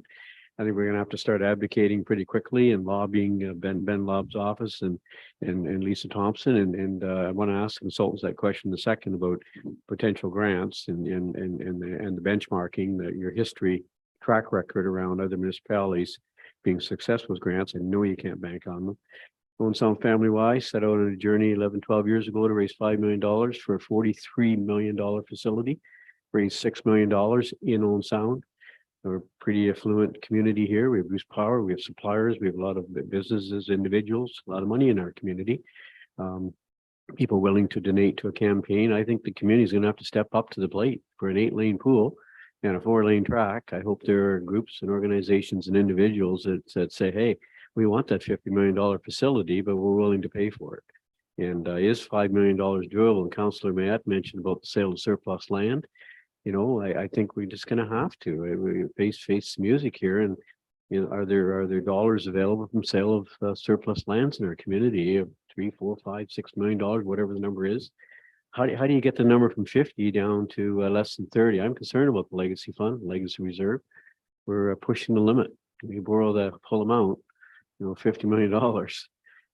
It's a lot of money, and it'd be a wonderful facility, a facility that this community would be very proud of, and building it for our next generation. We're going to 20,000 people by 2030. We're not a little town anymore. Becoming a big town, and augurs well for the future of recreation in our community. A facility that would be extremely well used, no doubt. But I guess my question of the consultants. We've dealt with a lot of municipalities, and there's capital infrastructure money, green infrastructure. You've been out there, you've talked to communities. I've done my own research on what municipalities have been funded over the last 2 or 3 years with capital infrastructure money, and the funding, they're getting, the grants are being divvied out. New money is being announced in this spring's budget with the province of Ontario for capital infrastructure. So talk to me about the $50 million. And what you're seeing and hearing around the province of Ontario with municipalities being successful with applying for capital grants. Is $8-10 million doable? And again, I know nothing's guaranteed. And we got a job ahead of us to do a real good lobbying group with our MP and MPP.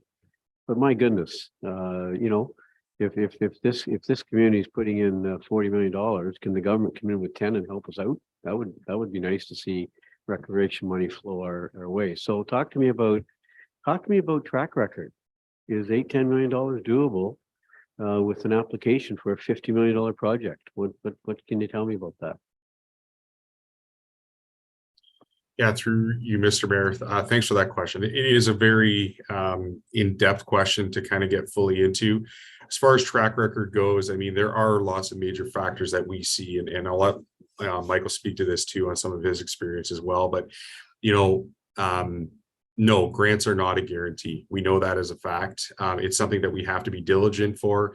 If it is in a situation that we are going to look as part of this project, yes, we have to collectively as a team be very active and forward thinking about how that works.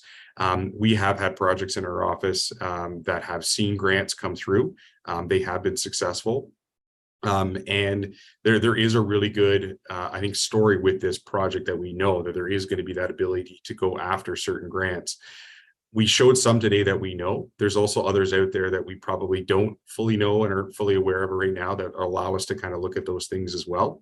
To say that we can get to the number that you're requesting, I don't know if we'd be able to exactly say that today, but we can say with confidence that we have seen other groups receive funding through the grant process in various capacities on projects similar to this, with similar type of municipalities and needs of a project as well. So I'll let Michael expand to that. No, I think Ryan summarized that well. And I would tend to agree that your project is a great candidate for funding.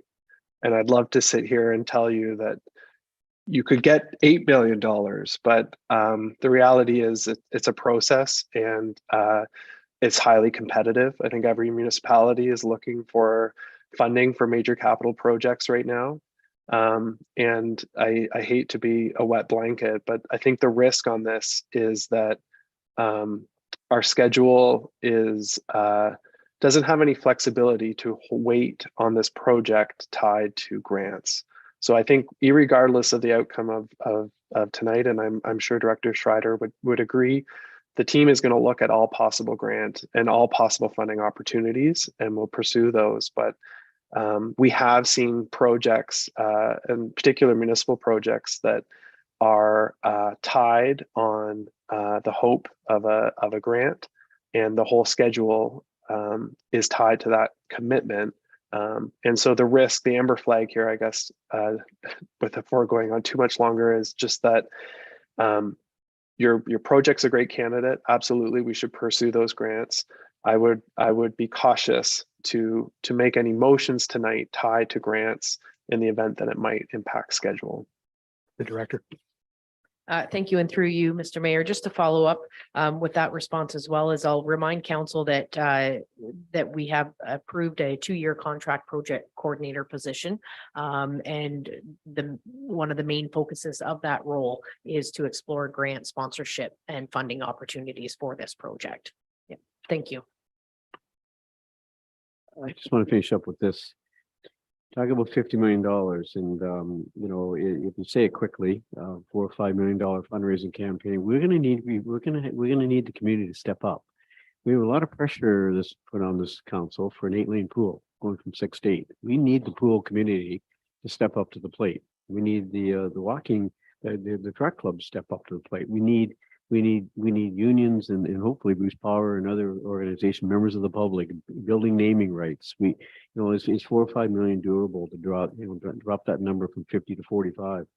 And what about $8 or $10 million in grants? We need to turn over every stone possible. I know staff will do that. We've got the two-year position that Tri just mentioned, and we need to lobby hard for provincial federal grants for this facility. And Workplace 2.0.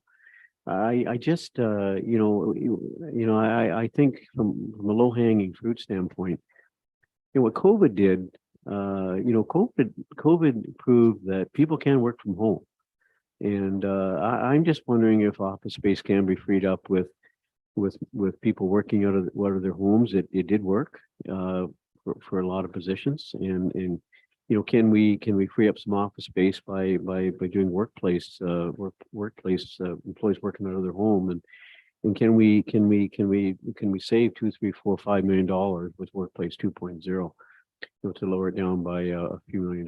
Now, what I'm hearing, I just clarify that number for me though. If Workplace 2.0 is eliminated, are you telling me that we cannot find 5.5 million that's part of the structure, that we have to spend several $1 million anyways for the walls and the roof and so on and so forth? If we cut out Workplace 2.0, what would the kind of savings bring to that $50 million budget?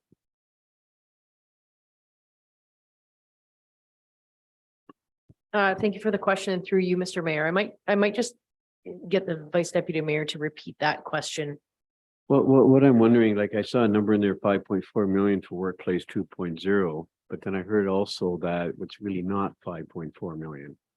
So if that part of the project did not happen, the new office space, where we took a look at our operations and who can work elsewhere, Nuclear Innovation Institute isn't going anywhere. They just built, but what if they moved out to the Innovation Park and we freed up all that office space over there? I'm only thinking out loud here, but are there savings if we don't do the workplace 2.0? Thank you for the clarification and through you, Mr. Mayor. So the $5.4 million is for the workplace 2.0. That would include the second floor addition Right. over top of the change rooms and washrooms of the Aquatic and Wellness Center and the renovations to the existing space here. I guess my point is with low hanging fruit is that something that absolutely has to happen with this if we want to bring that number down from 50. Sorry, I this have my mic on, but yeah, I wanted that was to. me. Sorry about that. I turned you off by accident. I hit my wrong button. Oh, Sorry. I wondered, I've said enough. What you're saying is be quiet. And I pushed because I was going to call him the CAO. Sorry about that. I said enough. Okay, I get it. Thank you. Yeah, I think the point, maybe my Vice Deputy Mayor, if I can put words in your mouth, is that there was a comment made by either Ryan or Michael about the cost if we weren't to put on the addition right now on the second story and what it would look like if we made an addition to the existing facility. I think that's where that 1.5 million number came from, and maybe you could just clarify that again. Yeah, thanks to CAO. So through the mayor, to clarify on that, that we did note that if it was a separate project in the existing admin space with an addition that would be required for counts chambers, that number is $6.5 million. To have it included in the Aquatic and Wellness Center, it's the $5.4 million. And I think maybe reading into your question and comment there a little bit further, Vice Deputy Mayor, is that if we were to completely remove the workplace 2.0 from the program, it wouldn't be a flat savings of $5.4 million. There still is some money that would be required of that 5.4 in the base building to construct that space. I mean, by removing the admin space, we can't remove the roof. We still need roof over area because we would have that level 1 space. So it's not a direct removal of 5.4 overall. We would have to take a little bit of time to do a bit of an understanding of what that delta is, but it's not a 1-for-1 removal. Okay, thank on you. that number. Thank you. That was my question. Okay, Councillor Stack. Thank you. So first, just really excited about the design. I know since I've lived here for 10 years, this has been something we've all been really looking forward to. So that's really exciting. I just had a quick question about the schedule overview. So when I look at the detailed design and specs, it looks like if I look at the color of the map or of the schedule, it looks like they're going to be completed by July 2023. With construction starting in June 2023. And you had mentioned that we're going to have the contractors engaged early. So is the plan that you're going to have early contractor involvement looking through the designs and that the components of the design necessary for the initial site servicing and foundations are going to be done in advance and sufficiently complete in order to ensure that whatever we're building, isn't going to be subject to scope changes unrelated to unknown or outstanding conditions? Thank you for the question, and through you, Mr. Mayor, perhaps I'll get Ryan and Michael to perhaps just provide a brief overview of the construction manager, bringing them on early, and also what those benefits are. Yeah, thank you, Director Schrader. So through you, Mr. Mayor, to that comment. The idea with the construction management process is that we bring the construction manager on relatively early in the design.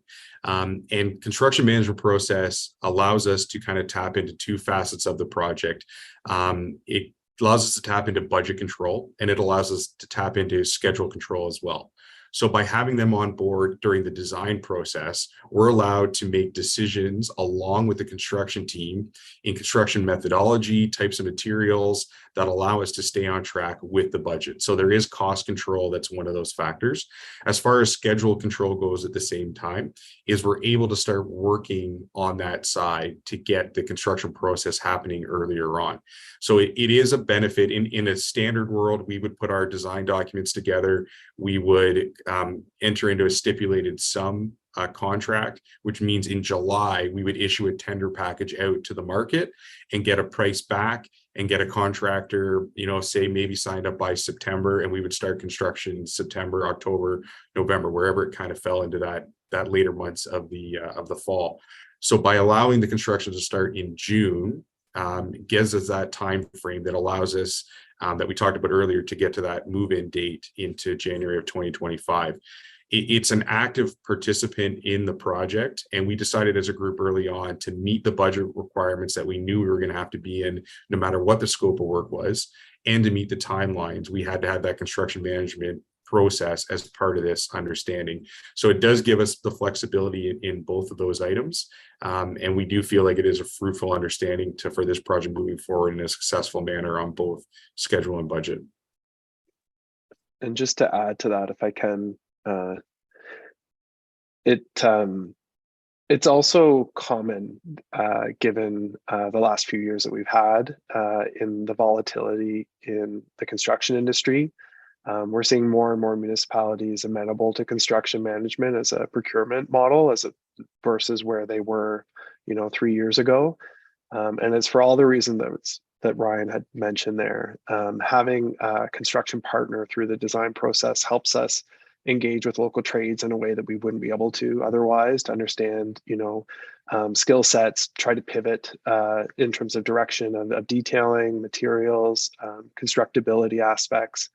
And have real-time discussions on budget implications, which in traditional design bid build scenario would be more time consuming. So we'll be breaking ground while we're still designing portions of the building, but it's a model that we're comfortable with. We've done it many times. Actually, it's the majority of our contracts right now are construction management, mainly because of market volatility and having that additional expertise and insight through the design process. Okay, thank you. That's really helpful. So then just so I can, for my own edification, so then the sort of tender packages you sent out are for the immediately preceding scope. So is it a quicker process overall? Is that the idea? So I think I'm parroting what you said, but it's a more nimble process. I'm guessing what you're saying is you can have more costs. You'll have some cost certainty because you're pricing out the commodities immediately in advance of when you're buying to install them. And then when that scope starts, immediately proceed to the next tender package, the next scope of work, if that's really the idea. Exactly. Yeah, you said it as good as we would. Okay. She definitely said it better than I could have. Anyway, that's for sure. Councillor Halpin. Well, all the good questions that have been asked have answered many of the questions that I have. One thing when you talk about our surplus land is you'll never get your land back. I think that we have to be very, very diligent with the land that we have and how that valuable resource is used. And we also have to think about affordable housing with the land that we have, and just don't know how much we should be rushing into quickly liquidating land. And before we do that, we really do need to think of a lot of the other needs that we have in the community as well. On the green initiatives, I don't think, all green initiatives ultimately bring savings, and conservation conserves money. And when you look at the green initiatives that have been taken before, if you look, we can thank the innovation and thoughtfulness or forethought of the builders of the Plex, that they put in that system that they did. And we've been reaping those benefits all along, and we'll reap them now. So I'm very much in favor of doing as much green initiative as we can, because can't foresee a time when energy costs are really ever going to get cheaper. They're only ever going to go up. So I'm very much in favor of any green initiative, more green roof, more green solar panel. And what about solar panels? What about solar water heaters? You're going to heat a lot of water for a pool. Could we be using solar water heat as well? And I mean, that's certainly done widely throughout the country. And I think it would match the feel of the community, because people in the community are ready for green initiatives.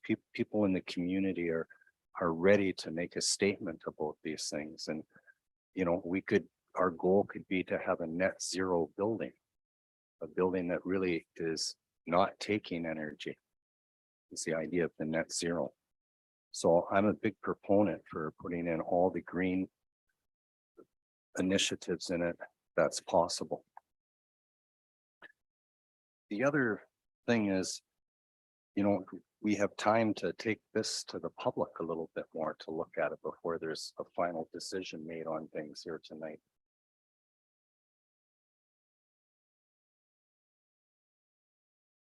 You're asking that question? Yeah. We'll send that to the director. Thank you for the question, and through you, Mr. Mayor.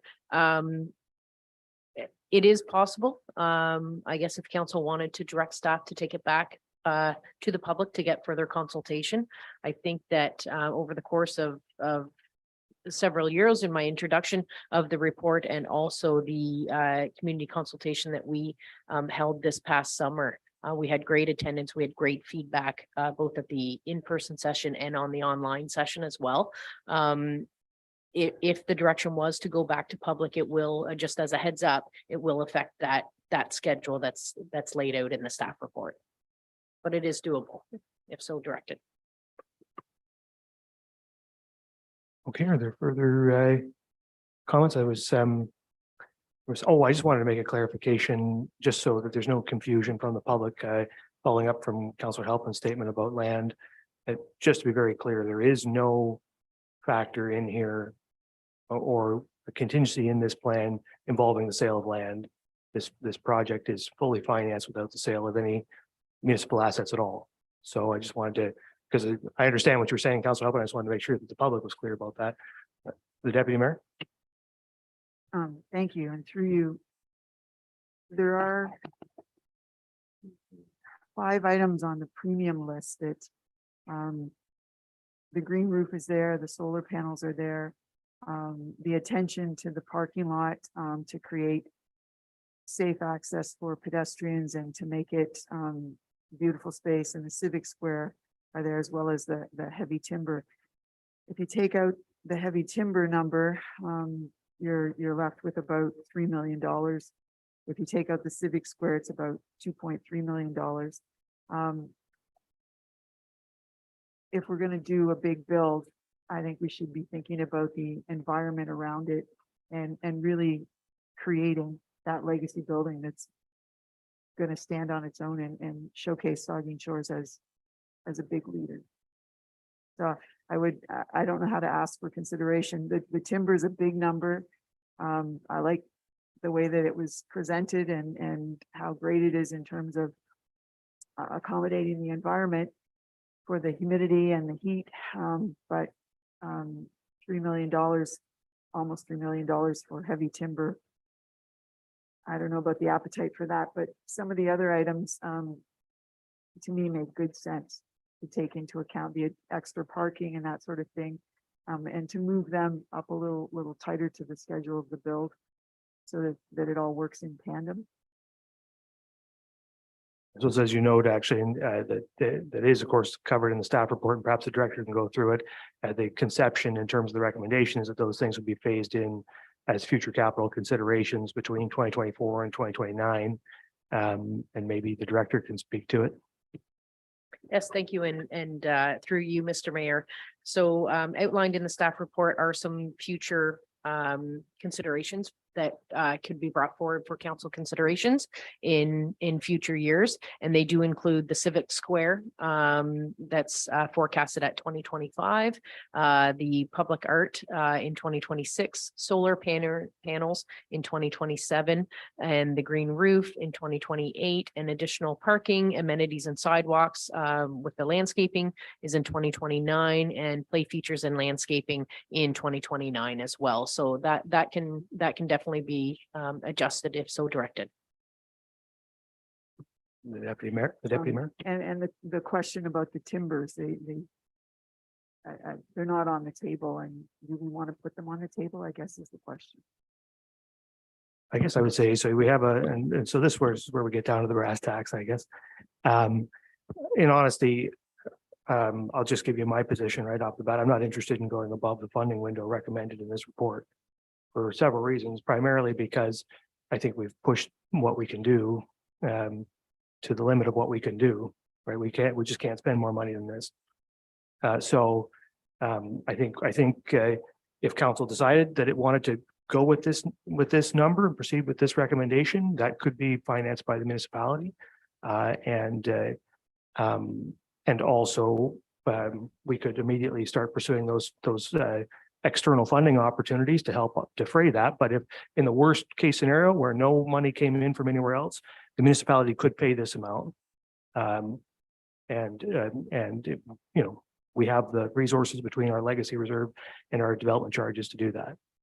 But we can't go higher than that, not in my view. So, so whatever we do, I mean, we can ask staff and the consultant, and this is just me talking, council can do whatever it wants, but in my view, we could ask staff and the consultant to go back and see if it can find a way to fit some more of these things in within that budget amount. But I wouldn't be comfortable increasing the overall amount. I wouldn't vote for that.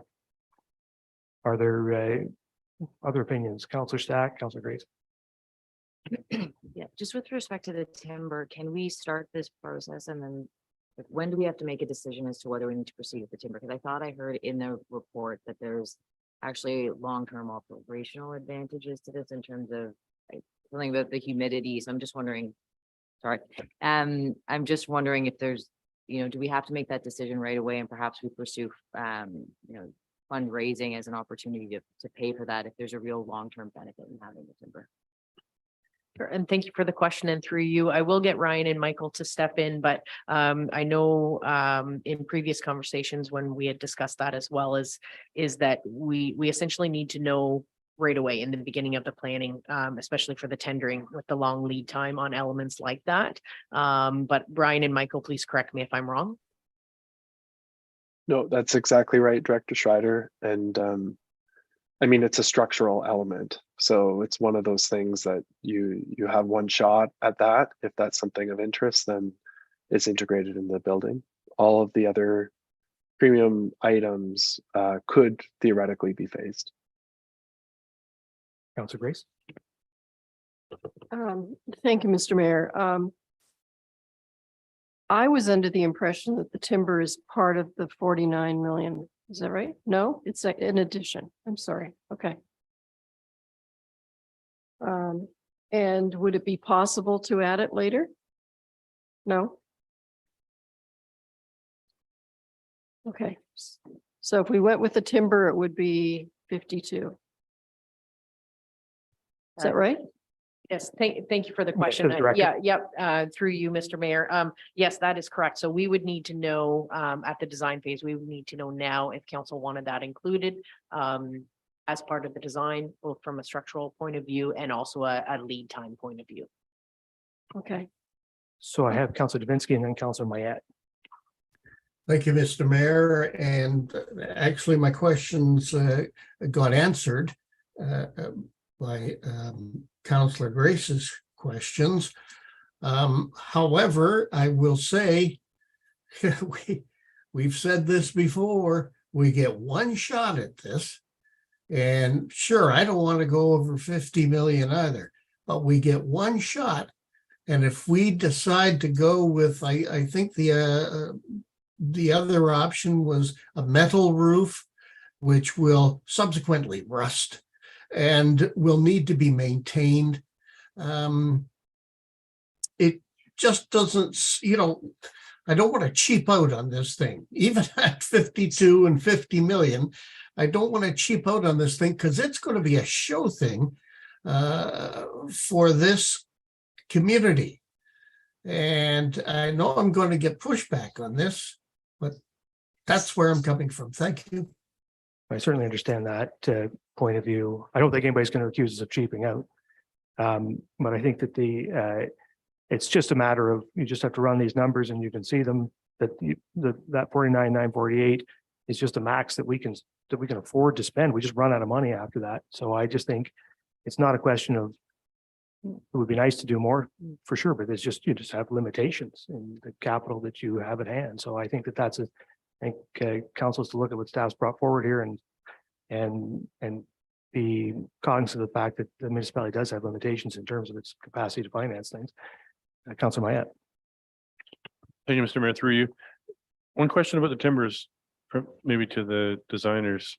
Where are they coming from? Are we talking about cutting down old growth Douglas fir in BC, or are we talking about sourcing these locally? And because that has an impact on the way that I feel about it. I mean, I'm with Councillor Davinsky. I love the idea of the timbers. I think it's structurally, aesthetically, and functionally to a great advantage to do that. But I would like to see that they're made out of a laminate product produced in a sustainable manner. I don't want to see old growth timber cut down for the sake of having timbers in our building. Comments to that? From anyone? Yeah, Michael. I'd be happy to. Yeah, thank you. Through you, Mayor. I really appreciate that comment, to Councillor Mayed, and I agree with your position on that. Mass timber has had a renaissance in the construction industry for all the same reasons why it's appropriate for your building. It's fostered growth in the industry here locally in Ontario and particularly in Quebec. Quebec's actually one of the largest producers of mass timber in North America. And so if you're talking about local, I would think in my mind it's Ontario, Quebec, and you could definitely source material from those areas. And you could definitely make statements about where your products is sourced and make sure that it's sustainably produced. Councillor Stack and then Grace. Sorry, I actually just wanted to have a clarification. When we said there's no more money, are we talking about what's available in the tax funded debt? Is that what we're saying? Yeah, the Director of Corporate Services. What's being referred to is with the legacy reserve and the money that was set aside. So we are funding $2.4 million from the tax base annually. If we were not to increase that expenditure and keep it at that level, there is enough money there to fund the $50 million program. If we go above that, we would need to have an increase in taxes so that we could put more money into the reserve to fund the increase. Councillor Grace. Okay, well, thank you, Mr. Mayor. I'm going to open up another can of worms, and that is the track. Because we had a big discussion here in October about, I think it was a 3-lane versus a 4-lane track. And one of the arguments in favor of the 4-lane track was that it could be used by for competitions.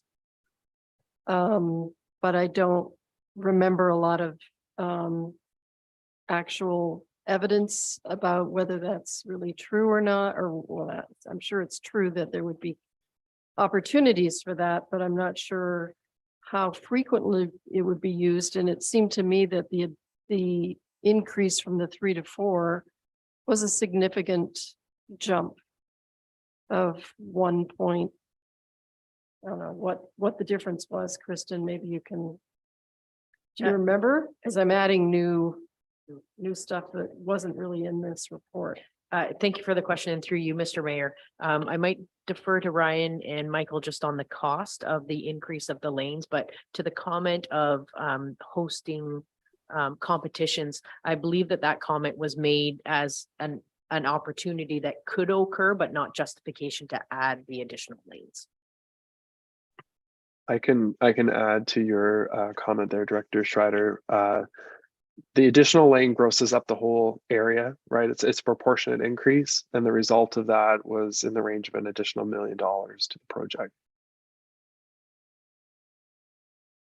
I wonder if to simplify this conversation, is it possible that we can get agreement around the total dollar value, the financing plan, and hand this back to staff to see what they could do within that funding window that would be different, that might get Councilman, for example, a possibility is that you don't do Workplace 2.0 to the same extent that you're doing it, and you trade that up for timbers in the swimming pool. So, but we can't cut those deals sitting right here. We can't decide on 1 lane or 2 lanes. This is very difficult for council to achieve. I get the sense, and you guys can throw me out of the room if you sense that I'm wrong here. I get the sense that council is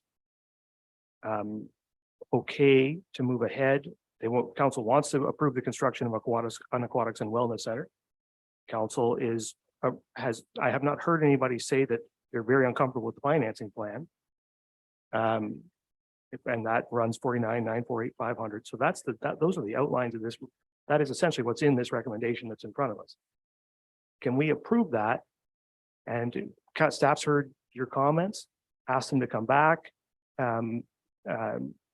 with a reconsideration perhaps within that funding window to see if some of those elements can be added within the 49,948,500.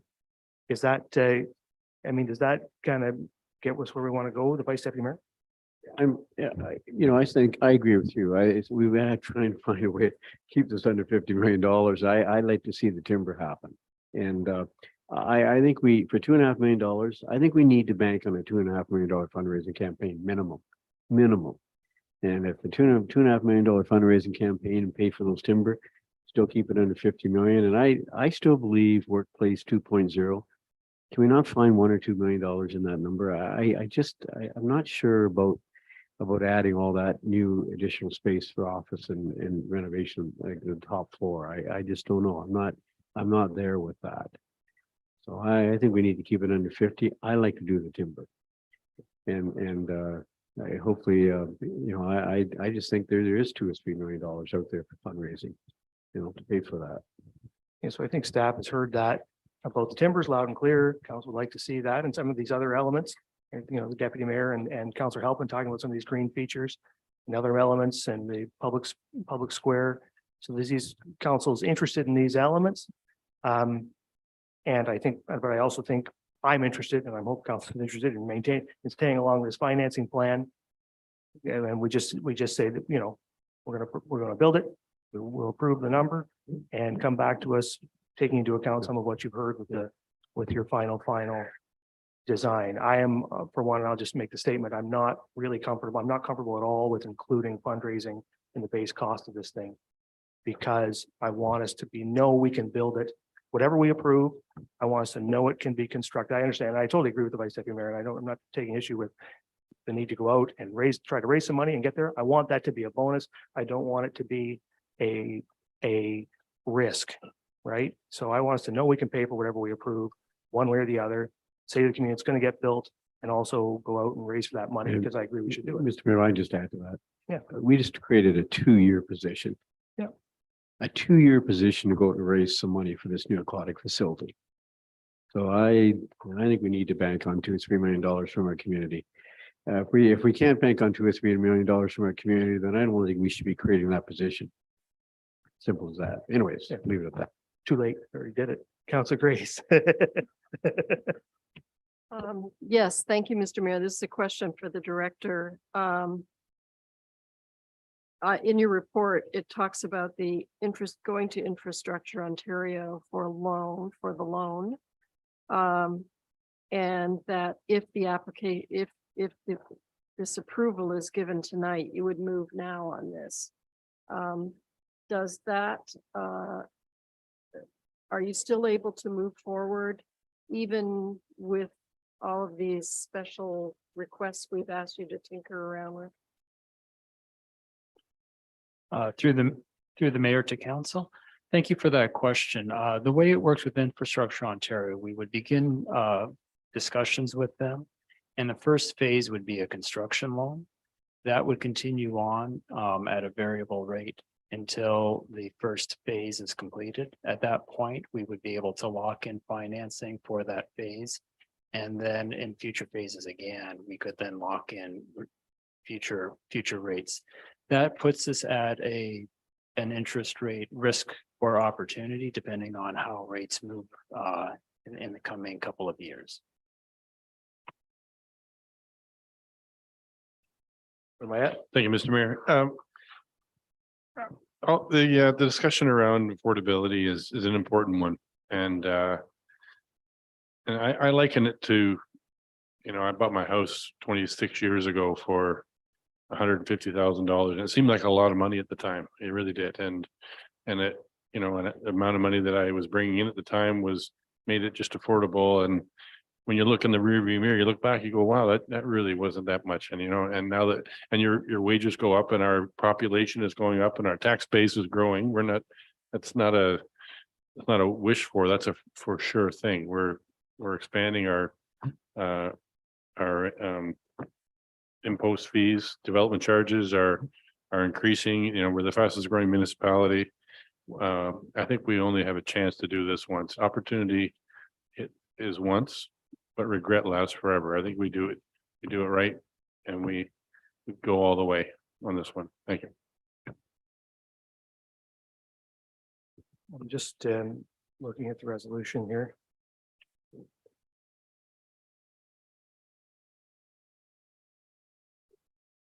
Are there further questions? Will I do this? Counselor Davinsky and then Halpin.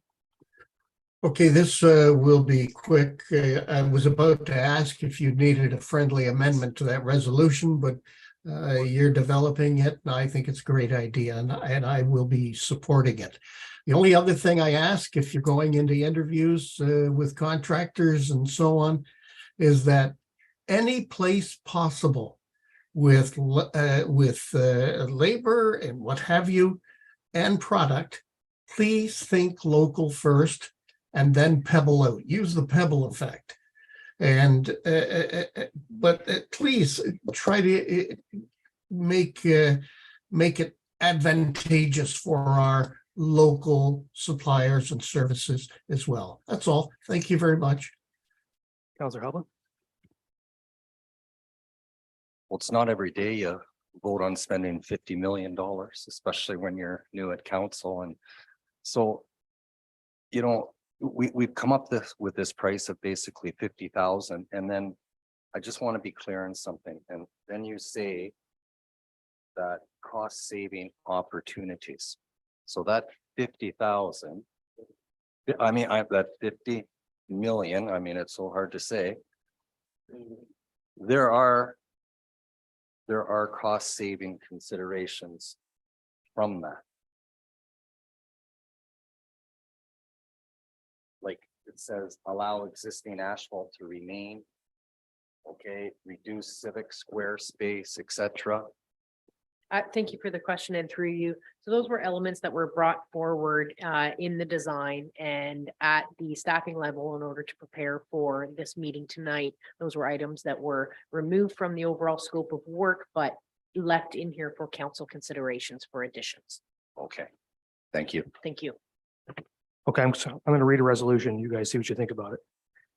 A resolution that council approved the construction of the Aquatic and Wellness Center and Workplace 2.0 as presented, and that council, maybe not take out as presented, that council approved the construction of the Aquatic and Wellness Center and Workplace 2.0, and that council approved the financing plan in the amount of $49,948,500. That council directs staff to return to council with options to include premium items within the approved financing plan, and that council directs staff to pursue external funding opportunities and net zero options. Is there a mover and seconder for the resolution? The deputy mayor and the vice deputy mayor.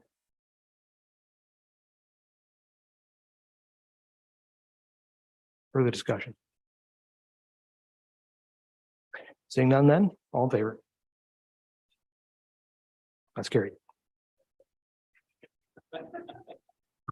Okay, so I have a resolution here that we're going to move on to confirm the proceedings, if I can find the agenda again.